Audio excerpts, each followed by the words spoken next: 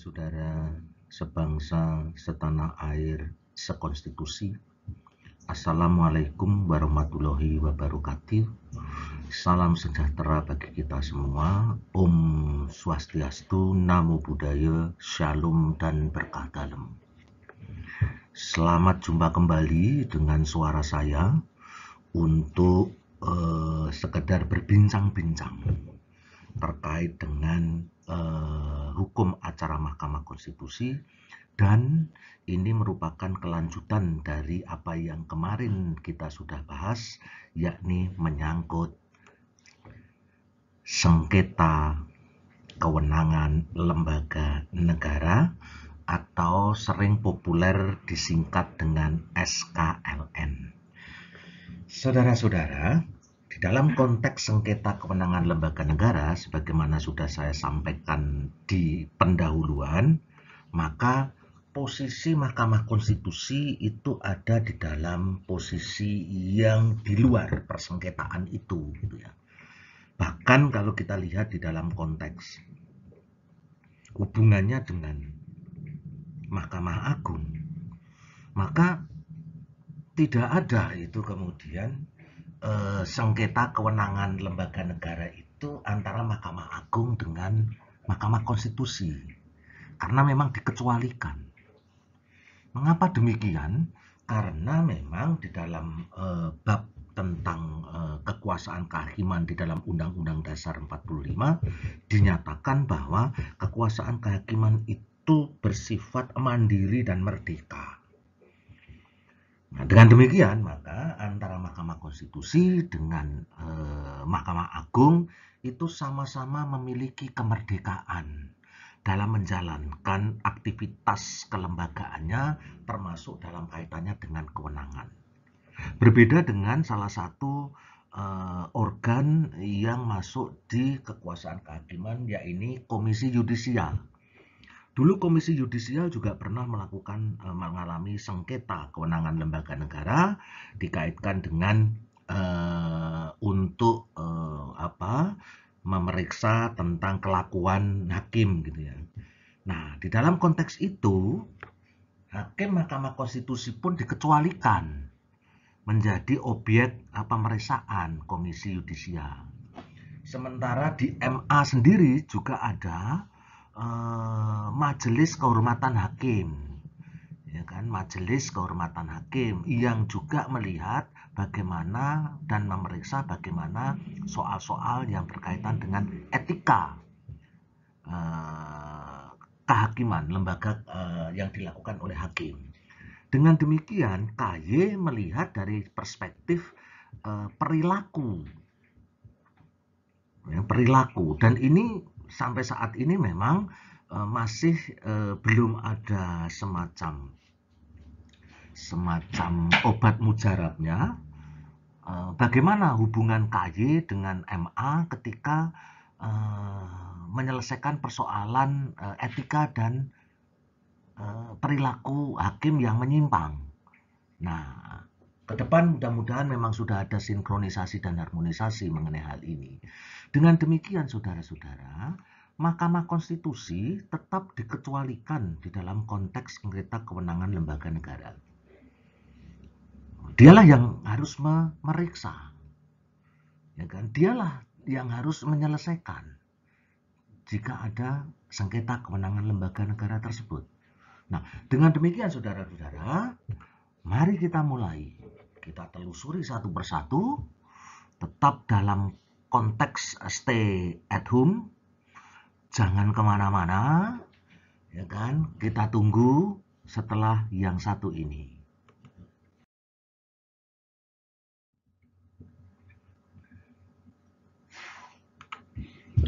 Bicara tentang sengketa kewenangan lembaga negara, maka ada 4 karakteristik utama kewenangan lembaga negara yang berbasis peraturan. Ini memang agak complicated, saudara-saudara. Agak membutuhkan konsentrasi, saudara-saudara. Seperti ada yang di gambar animasi itu, gitu ya. Mikir. seperti saya kalau mikir matanya masih muter-muter gitu ya, kadang-kadang kempal segala macam.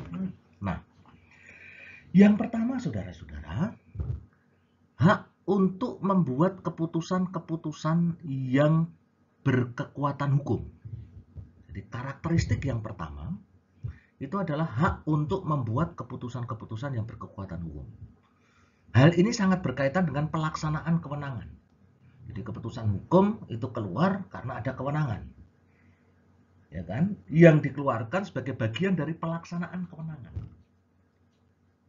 Nah, dengan demikian, saudara-saudara, potensi sengketa kewenangan lembaga negara sangat mungkin lahir dari produk hukum yang dikeluarkan oleh sebuah lembaga negara yang kemudian mengikat kepada lembaga negara yang lain. Dengan demikian, saudara-saudara, bisa jadi sengketa kewenangan lembaga negara ini berhimpitan dengan pengujian peraturan perundang-undangan. Kita ambil contoh. Saya pernah ikut menjadi keterangan ahli dan menjadi kuasa hukum terkait dengan pengujian Undang-Undang MD3 dan Undang-Undang P3. Undang-Undang MD3 itu adalah undang-undang tentang MPR, DPR, DPD, dan DPRD. Kemudian Undang-Undang P3 itu tidak lain adalah undang-undang tentang pembentukan peraturan perundang-undangan. Nah, di dalam pengujian itu, yang kita mintakan pada waktu itu adalah pasal-pasal 22D yang disimpangi oleh Undang-Undang MD3.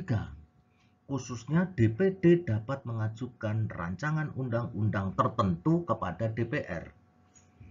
Yang kedua, DPD dapat ikut membahas RUU tertentu. Nah, ini disimpangi. RUU yang berasal dari DPD nggak pernah diperhatikan. Nggak pernah digagas, dicuekin oleh DPR.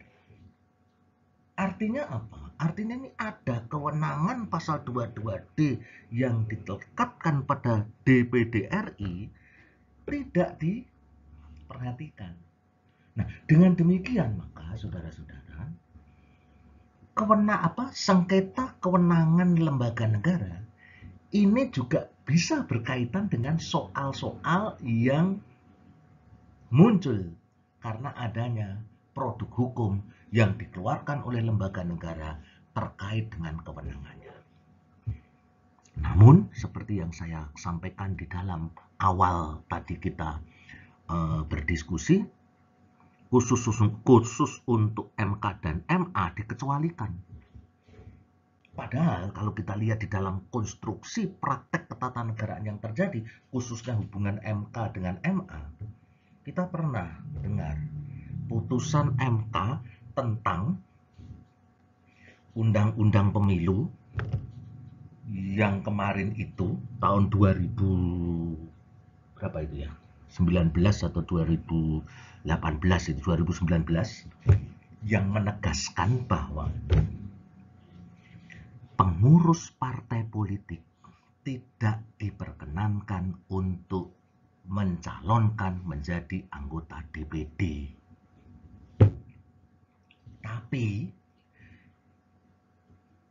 tidak diperhatikan oleh MA ketika MA melakukan pengujian peraturan perundang-undangan yang dalam hal ini adalah peraturan Komisi Pemilihan Umum yang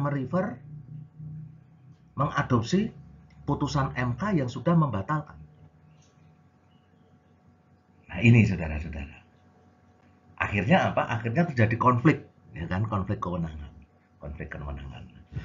Dan ini memang harus ada penyelesaian ini. Kalau didiamkan terus, semakin lama makin makin tidak jelas hubungan antara MK dengan MA. MK yang menguji peraturan undang-undang terhadap undang-undang dasar. Kemudian MA yang menguji peraturan perundang-undangan di bawah undang-undang bisa jadi tidak mengikuti putusan MK. Dan ini saudara-saudara pernah saya sampaikan ketika saya diwawancarai. Di YouTube saya sudah ada, tapi ini YouTube dari Humas Sekretariat Negara. Anda lihat aja, dulu pernah saya sampaikan di situ. Nah, yang kedua, saudara-saudara, ini perbedaan pelegitimasian antara kekuasaan dengan kewenangan. Jadi hubungan antara legitimasi dengan legitimasi kekuasaan dengan kewenangan. Hal ini berkaitan dengan beberapa lembaga negara yang secara limitatif, ada batasannya. Kekuasaan diberikan dalam landasan hukum yang berbeda dengan landasan hukum kewenangannya. Hal inilah yang mengakibatkan menimbulkan perbedaan tafsir antara kekuasaan, fungsi, tugas, wewenang, dan kewajiban terhadap unsur-unsur tersebut. Ditafsirkan berbeda. Ya kan? Kekuasaan ditafsirkan berbeda, fungsi ditafsirkan berbeda, tugasnya berbeda, wewenangnya berbeda, dan kewajibannya terhadap unsur-unsur tersebut berbeda. Akibatnya sering suatu lembaga negara merasa lebih memiliki kekuasaan ataupun wewenangnya terhadap satu hal daripada lembaga negara yang lain.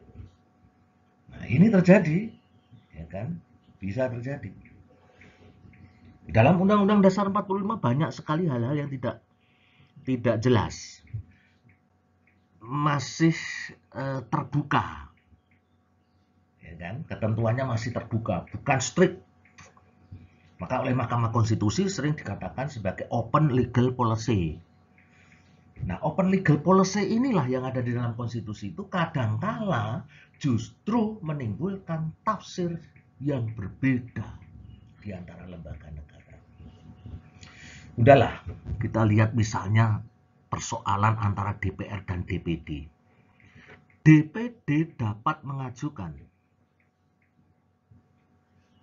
rancangan undang-undang kepada DPR, rancangan undang-undang tertentu kepada DPR. Dapat mengajukan. Frasa dapat itu bisa dimaknai sebagai hak, bisa dimaknai sebagai sebuah pilihan. Ya kan? Kata dapat itu bisa dimaknai sebagai hak. Sudah melekat. Kalau hak itu lebih mempunyai kekuatan yang cukup kuat karena di dalam hak itu ada kewajiban. Artinya, jika dapat ini sama dengan hak tidak dilaksanakan, maka dia harus ada kewajiban tertentu untuk menggantikan kata dapatnya ini. Tapi kalau dapat hanya dipakai sebagai sebuah alternatif, maka mau dipakai enggak, mau dipakai atau tidak, enggak menjadi masalah. DPR bisa melihat, loh ini kan cuma dapat. Saya pun bisa dapat menerima, bisa tidak. Nah kan begitu. Nah, tafsir semacam ini, saudara-saudara, justru sering menimbulkan sengketa kewenangan lembaga negara. Lalu bagaimana, saudara-saudara, yang ketiga dan keempat?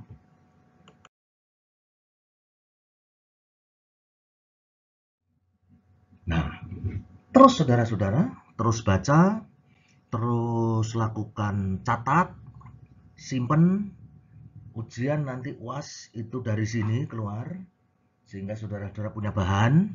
Ingat sekali lagi, saya tidak akan mentolerir Anda melakukan browsing di Google. Ya, kemudian copy paste.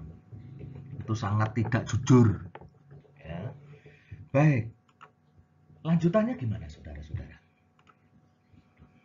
Yang ketiga, ya ada empat karakteristik utama ya. Yang ketiga, aturan hierarkis yang jelas seperti lex specialis derogat legi generalis, lex superiori derogat legi inferiori yang diperlukan dalam menjamin kepastian hukum dapat membingungkan ketika beberapa jenis peraturan perundang-undangan sudah tercabut dengan asas tersebut. Nggak jelas asas ini. Sehingga ini menimbulkan sengketa juga. Nah, yang keempat, yang terakhir, saudara-saudara, kewenangan yang terbagi. Beberapa kewenangan dimiliki lembaga negara secara bersama-sama dengan lembaga lain. Kita ambil contoh. DPD dapat ikut membahas rancangan undang-undang yang berkaitan dengan otonomi, hubungan pusat dan seterusnya. Pertanyaannya, kata dapat itu bisa sampai ke tingkat persetujuan atau tidak? Nah, ini kata dapat atau DPD ikut membahas, dapat ikut membahas atau ikut membahas dengan pasal 22D. Pasal 22D itu DPD ayat 2-nya, DPD ikut membahas RUU yang berkaitan dengan bla bla bla bla. Ikut membahas. Pertanyaan ikut membahas adalah sampai ke tingkat persetujuan atau tidak? Ataukah hanya membahas, ikut nimbrung ngomong aja gitu, setelah itu mau disetujui keluar gitu. Nah, ini kadang-kadang DPR dan Presiden sedang melakukan pembahasan. Nah, DPD ikut masuk di situ enggak? Nah, ini sampai membahas atau tidak? Ada orang yang mengatakan, iya, secara terminologi bahasa baku, DPD kalau ikut membahas, tentunya juga harus ikut menyetujui. Ya, ikut menyetujui. Ada lagi yang mengatakan, oh ya nggak bisa ikut menyetujui. Pertanyaannya, pasal 20 ayat 2 dikemanakan? Pasal 20 ayat 2 itu bunyinya kan begini. Setiap rancangan undang-undang dibahas oleh DPR dan Presiden untuk mendapat persetujuan bersama. Pertanyaannya, persetujuan bersama ini berkorelasi terhadap pasal 22D ayat 2 dengan kewenangan DPD ikut membahas atau tidak? Wah, ini tafsirannya macam-macam. Tafsirannya ada yang tafsiran semantik atau sistematik. Sistematiknya begini, loh pasal 20 ayat 2 itu kan duluan dirumuskan. Wong 20 ayat 2 kok. Satunya kan 22D ayat 2. Maka kata ikut dalam 22D ayat 2 yang dilakukan oleh DPD itu tidak berkorelasi dengan pasal 20 ayat 2. Ini kan satu tafsir sistematik. Tafsir yang lain, gramatikal, lex scripta maupun lex stricta pasti akan mengalami perbedaan. Nah, inilah yang kemudian memunculkan sengketa kewenangan lembaga negara. Lalu bagaimana saudara-saudara?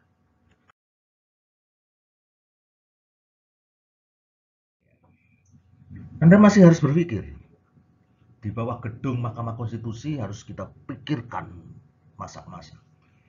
Siapa tahu saudara-saudara di antara, ini berapa orang ya? 8 atau 9 orang ya yang ikut.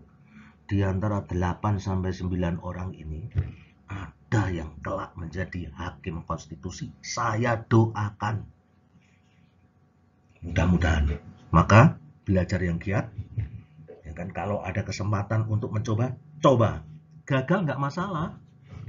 Namanya aja pencoba. Ya kan? Nah, gimana sekarang terjadinya sengketa kewenangan lembaga negara itu? Ini penting. Penting saudara-saudara. Karena kadang-kala ini ada yang sengketa lembaga negara, tapi ternyata, loh ini kok cukup dengan uji undang-undang terhadap undang-undang dasar.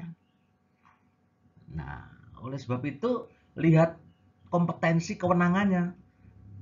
MK itu kewenangannya kan menguji undang-undang terhadap undang-undang dasar, menyelesaikan sengketa kewenangan lembaga negara. Dua kewenangan ini saling berkelindang, saling berhubungan. Maka kalau tidak hati-hati, kadangkala permohonan kita itu tiba-tiba bisa ditolak. Loh, ini berkaitan dengan sengketa kewenangan lembaga negara nih, bukan pengujian undang-undang. Kita ngajukan sengketa kewenangan lembaga negara, tiba-tiba ada lagi yang mengatakan, loh ini bukan ini tentang pengujian undang-undang. Nah, makanya kita harus lihat ini. Lebih complicated kan? Beda kalau dengan undang-undang. Undang-undang aja berkaitan dengan hermeneutik, berkaitan dengan tafsir teks. Tapi kalau ini ada tafsir teks, juga ada tafsir konteks. Ya itu bagaimana? Yang pertama, saudara-saudara, sengketa kewenangan lembaga negara yang memperoleh kewenangannya dari Undang-Undang Dasar Negara Republik Indonesia tahun 1945 adalah sengketa yang timbul dalam bidang hukum tata negara, bukan administrasi negara. Ya kan?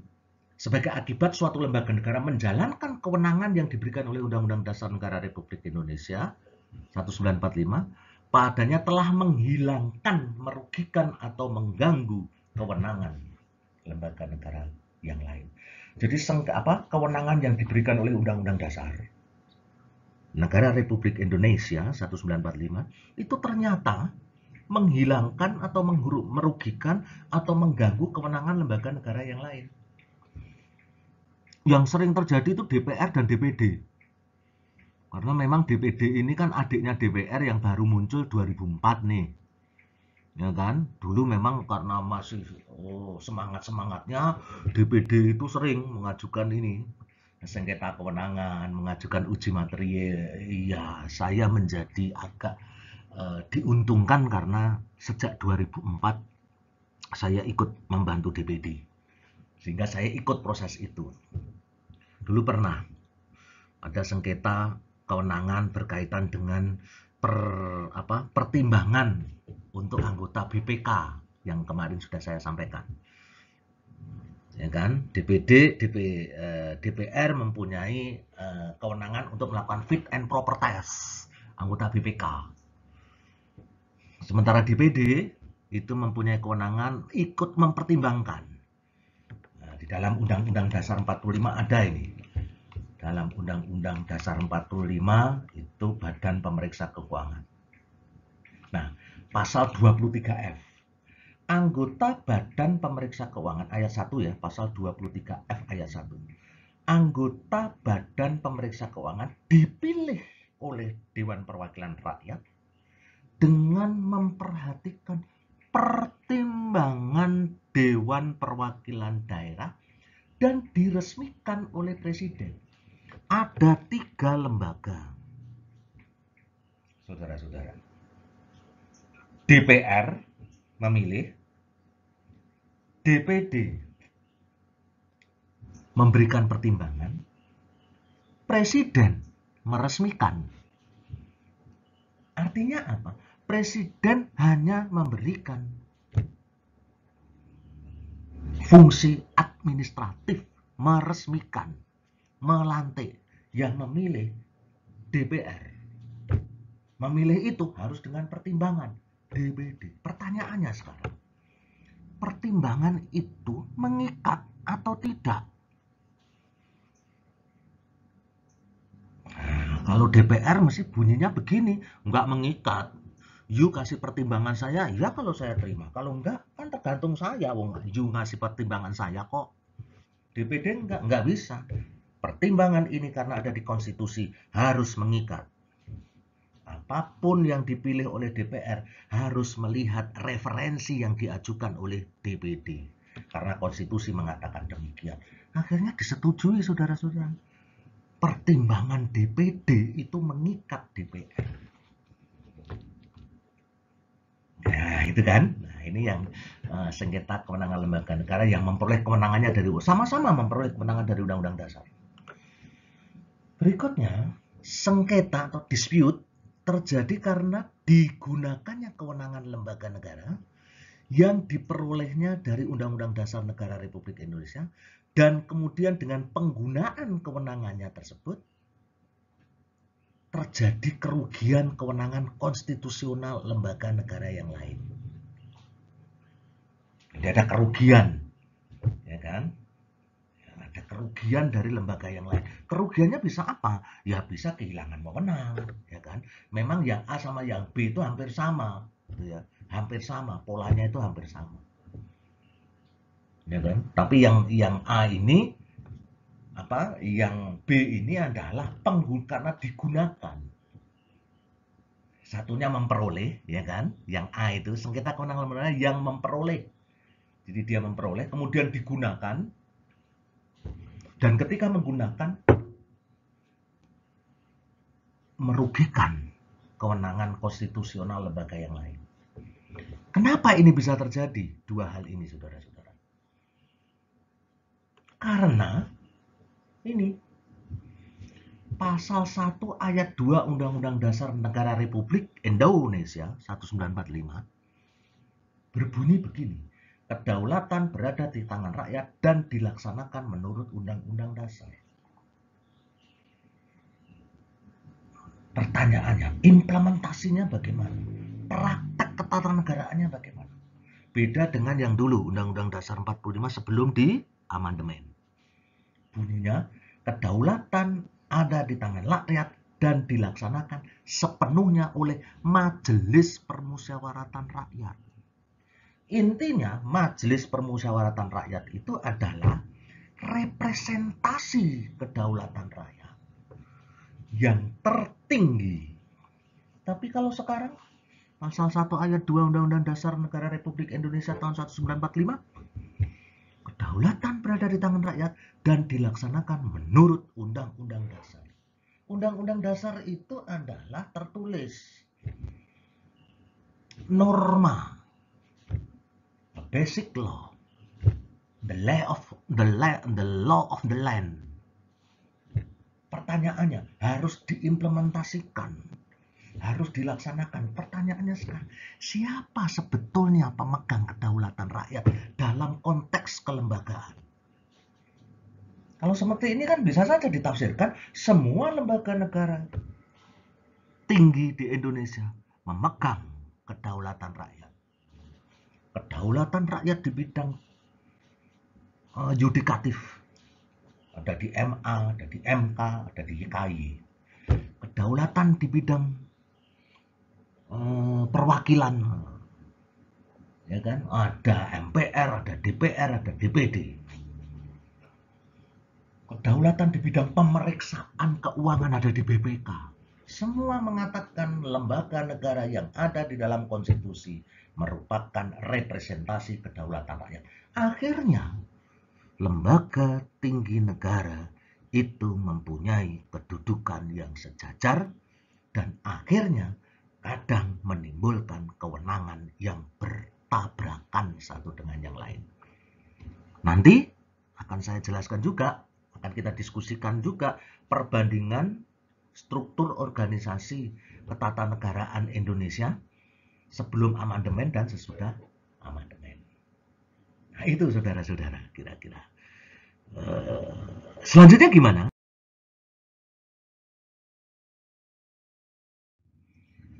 Nah, kewenangan itu harus ada check and balances.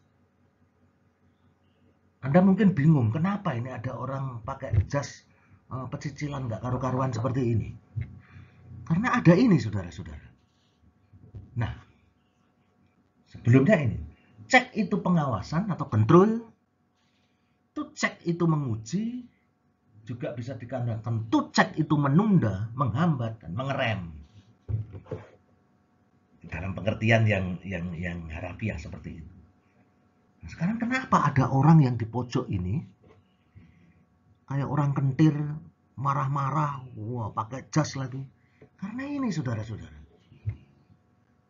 kekuasaan itu cenderung menyebabkan orang baik jadi buruk atau jahat, sehingga diperlukan rem untuk menghambat terjadinya keputusan yang melanggar HAM dan kebebasan warga yang dilindungi konstitusi.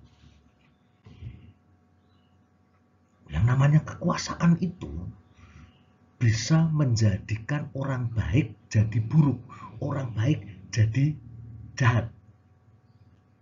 Jadi ingat film Joker kan? Nah, itu. Kejahatan itu karena kebaikan yang tidak memperoleh tempat gitu. Kan begitu. Nah, saudara-saudara. Yang kedua, oleh sebab itu pemisahan kekuasaan dengan isolasi komplit itu suatu prinsipnya kekuasaan itu kemudian supaya tidak disalahgunakan kemudian diisolasi komplit gitu ya. Kekuasaan eksekutif, legislatif, judikatif.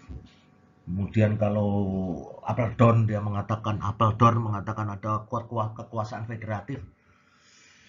Kalau pemisahan diisolasi dengan isolasi komplit semacam ini, menyebabkan cabang kekuasaan tidak terkoordinasi dan tidak terhubung satu dengan yang lain. Sehingga tidak dapat mencapai tujuan bersama. Bahkan ya berjalan sendiri-sendiri. Oleh sebab itu, saudara-saudara, kekuasaan itu harus diimbangi dengan kekuasaan yang lain. Kekuasaan itu harus dipantau, direm, diuji oleh kekuasaan yang lain. Itulah yang disebut check and balances. Sehingga check and balance harus menyertai separation of power untuk mencegah bahaya kekuasaan di satu tangan dan bergeraknya kekuasaan tidak terkoordinir sehingga tidak efektif. Nah, ini saudara-saudara. Oleh sebab itu perlu ada imbangan-imbangan itu. Selanjutnya gimana saudara-saudara?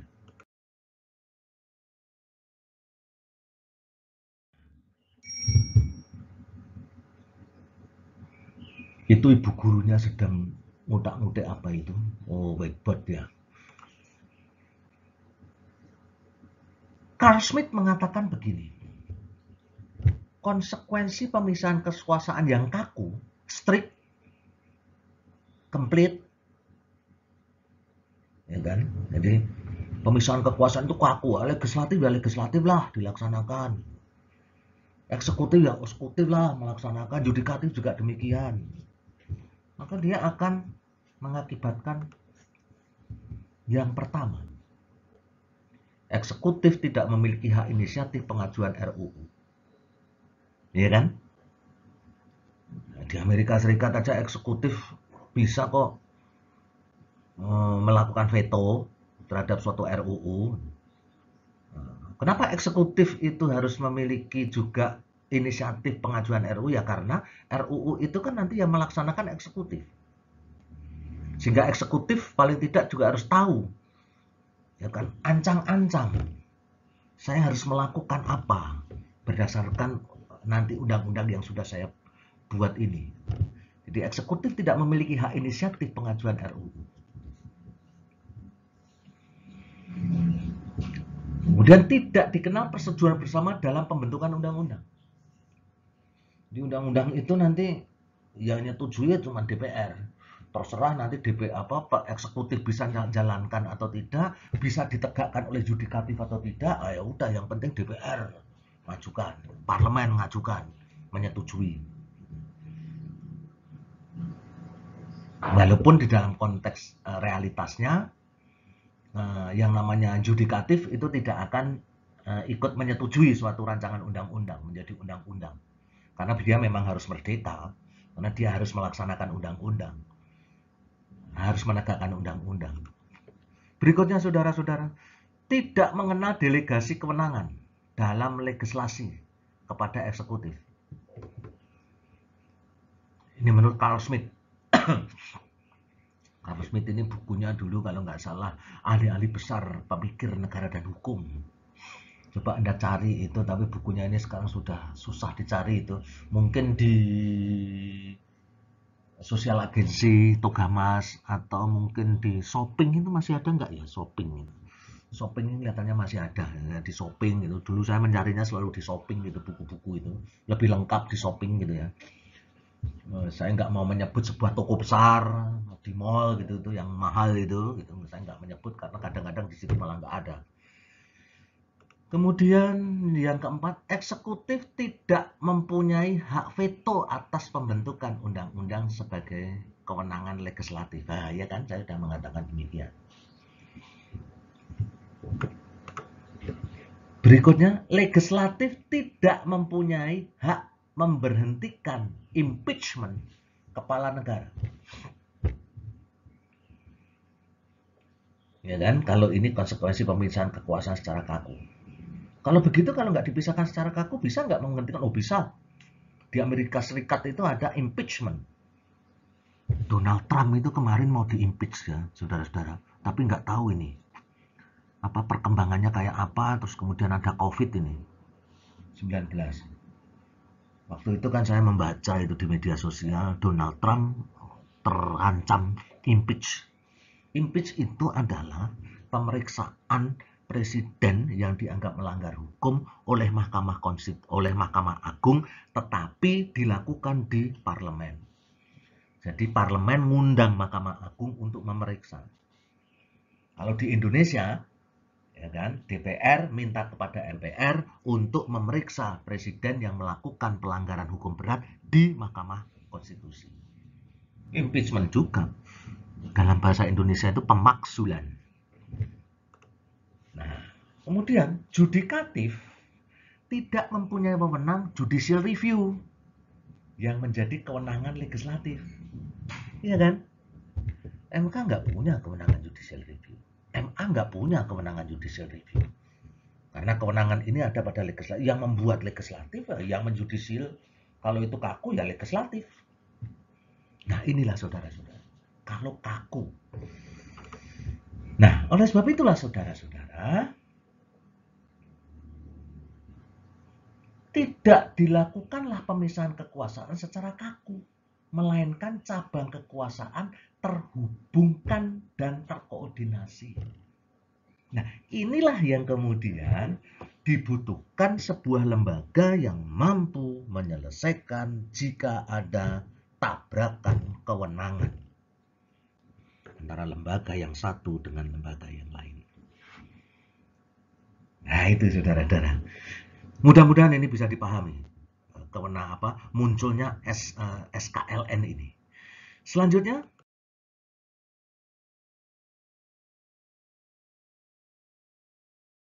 terima kasih saudara-saudara, supaya saudara-saudara ini bisa paling tidak mencatat terus gitu ya. Memang ini agak panjang sedikit, tak menjadi masalah. Terima kasih. Saya harus mengucapkan agak formal karena ini kan saya tautkan di YouTube, banyak sekali orang yang ikut mendengar, ikut melihat YouTube saya gitu ya, sehingga saya harus menyampaikan secara umum ucapan yang secara umum dilakukan oleh orang yang berada di audiens yang umum, tidak spesifik begitu. Demikian saudara-saudara. Wassalamualaikum warahmatullahi wabarakatuh. Om Santi Santi Santi Om. Namo Buddhaya. Shalom, berkah dalem, dan salam sejahtera bagi kita semua.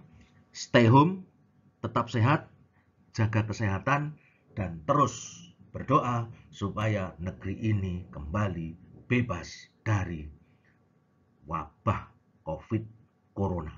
Sekian dan terima kasih.